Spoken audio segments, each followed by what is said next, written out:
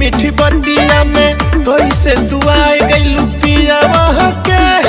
घुंघुटा उठाए दिया पूरा में सटाया झट से बुताए दिया दिया छूता होगा ओ जिधर देह जाथो इसी हर ओठवा के ओठल लिया जियान क्या किया जियान क्या किया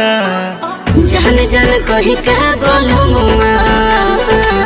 जान जान कही कह बोलमुआ सुहाग रात जान ले लिया जान जान कही कह बोलमुआ पहिल रात जान ले लिया जान जान कही कह बोलमुआ